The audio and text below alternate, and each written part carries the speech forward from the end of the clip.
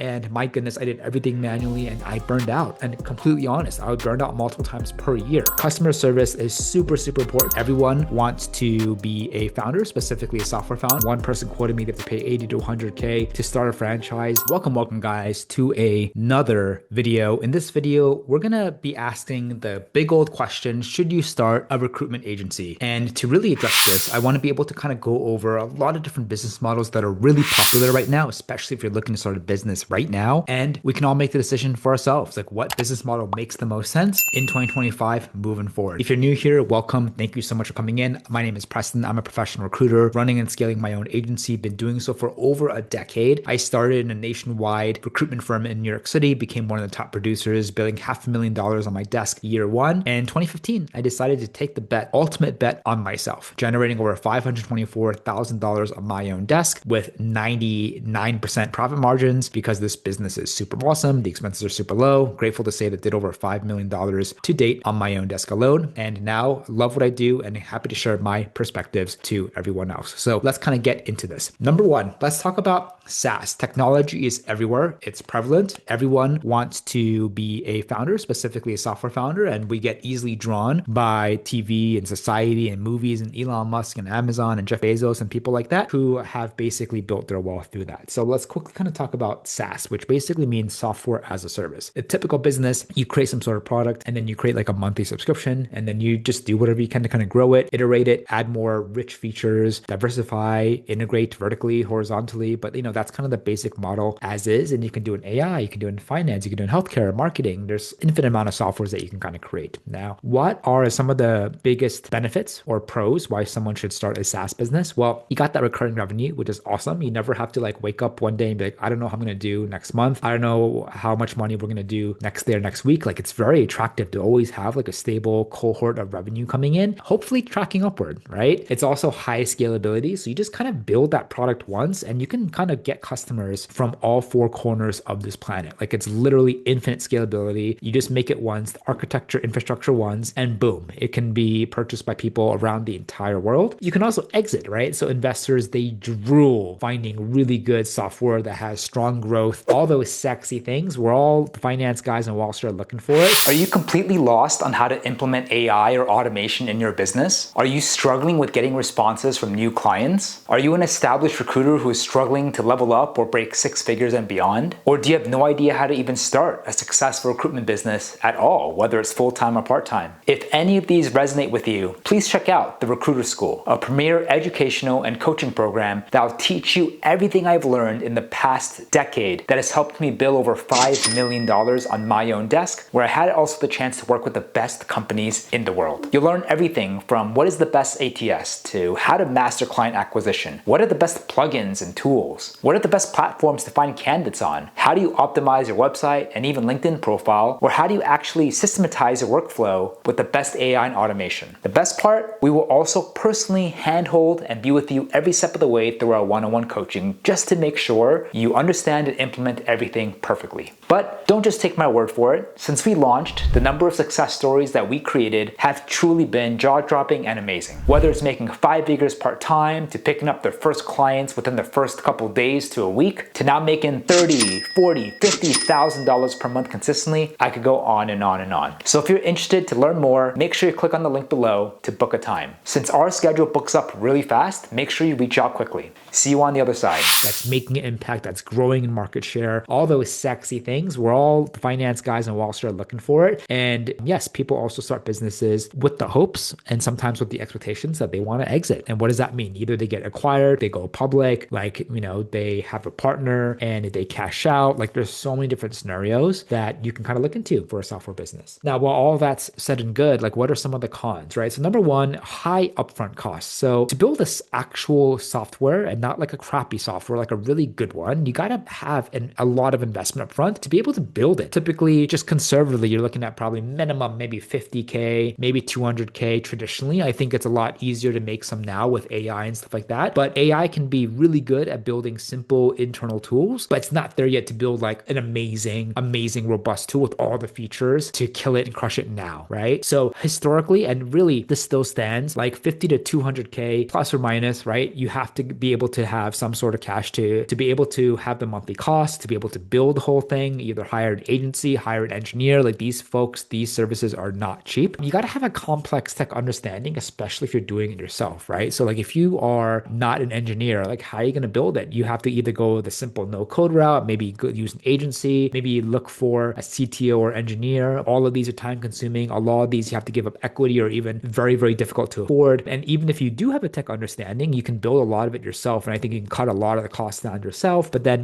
just a lot of things that you need to kind of think about. How are you going to get that product to go to market? And just a lot more associated hidden costs there too. So I think like if you're an engineer right now, that's probably the cheapest way. You can save a lot of money because, hey, you can kind of build the whole thing yourself, especially if you're more like full stack and you can kind of do everything. But if you're not, and you're just kind of thinking about, oh, maybe I should just start a software business tomorrow. Like there's a lot that goes into it, not to mention like the people you need to hire, the services you need to hire to build it, but also you have to just understand, like really have a really good understanding just tech wise, like all the different layers, all the necessities to build a product, but to make sure it's a good product, to make sure it's a product the market wants, the customer wants, you got to have a really good understanding there. It's also just kind of a longer time to market, right? So you got to build the whole thing, you got to test it out, maybe through an MVP, and then you just got to iterate over time to really hopefully make sure it can be sticky. It can have product market fit. There will be people out there, who are willing to pay money for it. And that's the thesis. Like, can you find them? Do they actually exist? And it's just a lot longer than expected, right? So while software as a service sounds great, it could be expensive. It can take a lot longer and it can be a lot more difficult than you actually think. The second thing, franchise ownership, right? So the model here is you have to pay a franchise fee plus share ongoing royalties to the franchise. And typically the easiest example is a fast food chains. A lot of these are franchise, Dunkin' Donuts, McDonald's,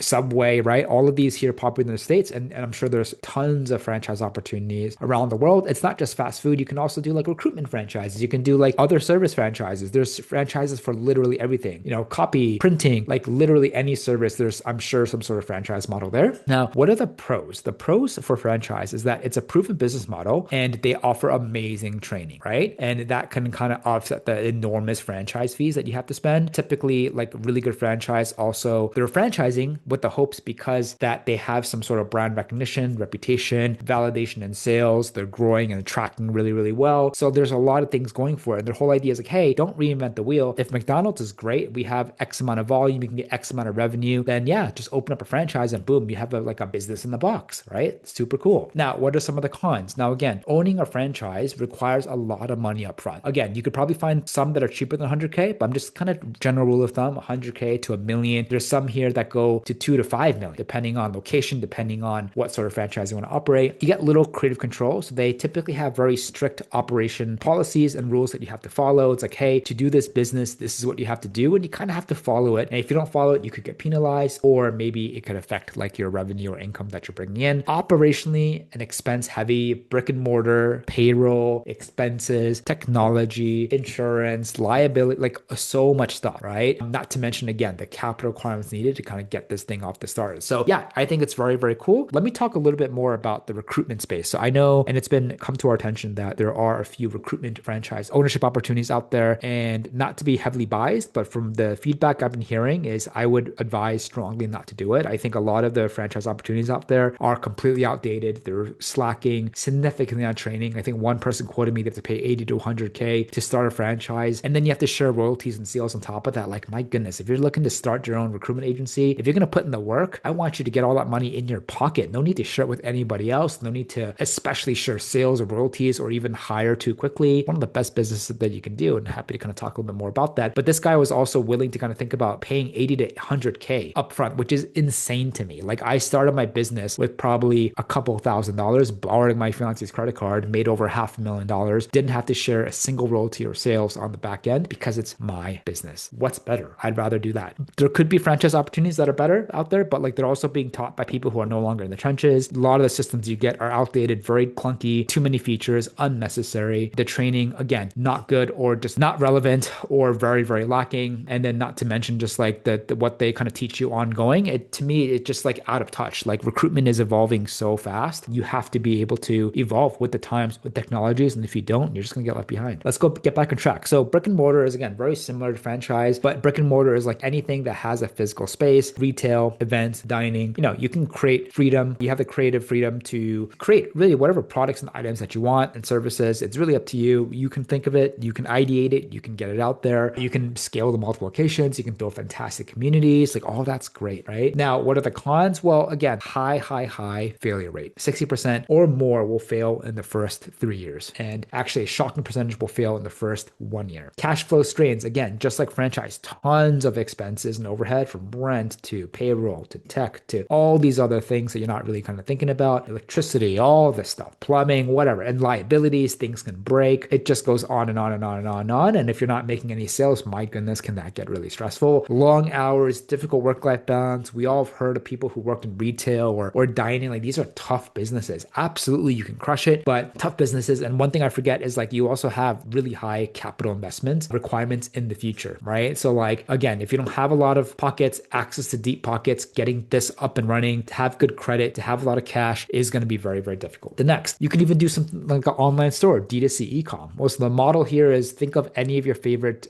brands online. You can sell physical products online, right? It's able to scale globally. So you build a website once, you have products, you can sell them nationwide, globally. That's amazing. Ability to create and exit a brand. So if your brand has a really strong following, you have really good numbers, you're tracking upward, you can even exit, right? There are companies out there, PE conglomerates that love to buy fast growing e-com brands. And that's awesome. I love e-commerce. I would love to do something e-commerce in the future, but what are some of the cons, right? So again, high ad costs. So I think like for you to be able to get sales, you have to be able to have money for ads. Again, you can also launch things organically too, but that's more of a long-term thing. You can keep the cost a little bit lower, but that's long-term with slow sales and unpredictable sales. So I think like with e-com, you got to absolutely nail down ad costs, but for you to do it effectively to get decent amount of sales, especially for you to get a brand up and running, especially at an income level for you to kind of live off of, you got to be able to, willing to spend minimum hundreds to maybe thousands per day, right? You can of course do it a little bit less if you do drop shipping and different models like that. But if you're looking to kind of build your own products, you got to think about ad costs. You got to also think about the cost to even make your products, which I didn't mention here as well. And that could be anything from several thousands to tens of thousands or maybe hundreds of thousands, depending on volume, the items, and how much products you actually want to make. There's also like much thinner margins here as well, right? So in e-com, it's very easy to be like, I'm making tens of thousands, hundreds of thousands per month, but really, what are they actually taking home? And historically, the margins are around 5 to 15% plus or minus. Some go up to 20, some go lower, but like that's not that great compared to a business, for example, that I do, recruitment, where the profit margins are 85, 90 plus, especially with the team. If you're solo, it could be like 95 to 98% more profit margin. So if you're going to make 100K, I'd rather get most of that in my pocket than having to only take in like what, 10K, 20K, 5K, 15K. You're probably getting amazing credit card points, which is fantastic. But like at the end of the day, we want to make a living and we want to make some money for ourselves to support our lifestyle. Again, just another small thing that I put here, you just get a lot of customer service headaches, right? So a lot of people who buy stuff who want to sell it back or have questions, you just got to have like individuals or a team. It's 24/7, right? But customer service is super, super important. And if you don't take it seriously, that can also hurt your brand. So it's kind of a catch-22, like it's going to happen and you got to be there. You got to make sure you can handle it and get back to people quickly. And if you don't, and you're like, this is not important, then your e-com business is short-lived. Their bad reputation is going to spread very, very fast. That brings us to finally like a service-based business or an agency. I'm trying to be objective here and not be biased, but basically the main business model is you just sell a specialized service to clients, right? And the reason why I love service-based businesses are a couple of reasons. Number one, a low barrier to entry. You just literally need a laptop, internet connection, a phone, and a skill, right? It's the fastest revenue. You can get a client in a matter of days. You can hopefully do a deal or place it in a matter of like weeks or your first month. You already have cash flow coming in. It's also much lower risk, right? So you have no inventory. You don't need an employees. You don't need a physical location, minimal overhead, right? And so like be able to kind of get a business up and running sooner than later is fantastic. It's also scalable and you can also leverage technology and AI to build those systems to get your time back, right? And you can hire more people, spread out to different locations, different countries. Like all of that's a possibility here as well. So what are some of the cons? Well, it requires active client management. But again, this is something I don't mind. So with service-based businesses or agencies, you'll have a lot of clients and you want to be able to be in a position where you work with the clients that you love and being able to work with them, develop friendships, relationships with them, being able to also unfortunately like be on the call with them. And if they have difficult conversations or a lot of customer service